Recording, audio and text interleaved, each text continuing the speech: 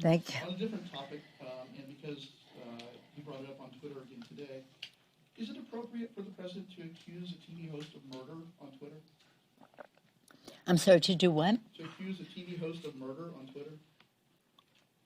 I'm sorry, I don't understand. Scarborough. What did he do? This is the Joe Scarborough issue.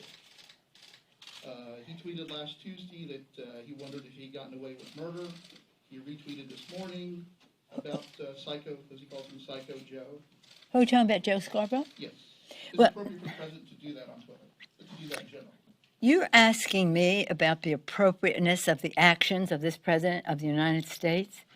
So completely inappropriate in so many ways that it's almost a given. It's like a child who comes in with mud on their pants or something. That's the way it is. They're outside playing. That's what he comes in with doggy do on his shoes, and everybody who works with him has that on their shoes too for a very long time to come. So I don't know. I hear doctors talk to me about saying, what's the matter with him? The things he says are so inappropriate for a president of the United States. The comments he makes about women, so inappropriate. So, no, I don't think it's appropriate. But again, there's a market for it, obviously, and that's what he plays to. There's a word somebody used to me. They said you would understand it better if you knew what a confabulator is. Confabulator? Confabulator is. Look up the word confabulator. Somebody just really doesn't even know what the truth is and just says anything. And because he says it, then he believes it. But this, you know what?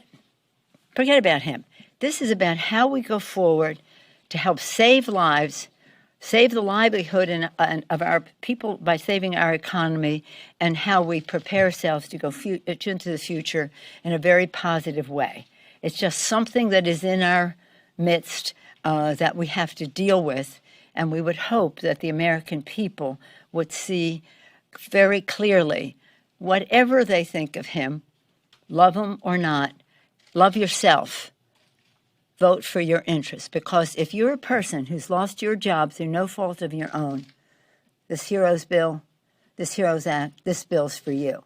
If you're somebody who's uncertain as to whether you're going to be able to feed your family, this bill's for you.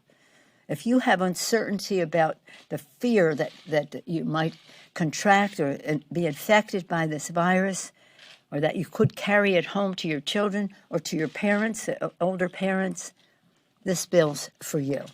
And if you are a public employee working to save lives, a police officer, firefighter, transit worker, teacher, anybody in the public sector who meets the needs of the American people, your job is in doubt unless this bill passes. This bill is for you.